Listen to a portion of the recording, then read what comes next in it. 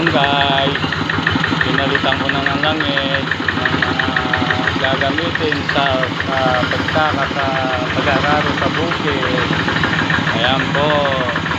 Ayan po. Ininstall ko na po yan. Ayan mga guys. Ayan po, ininstall ko na. Ayan po, gagamit kong langis. Papalitan bago itabak sa pag-araro. Ayan guys.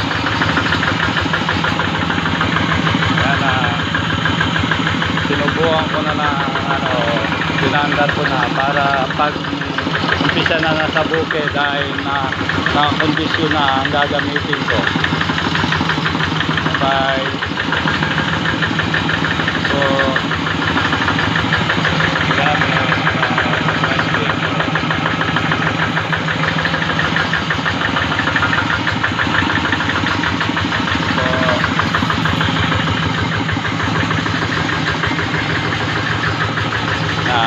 ready na po pag pangararo sa bukid.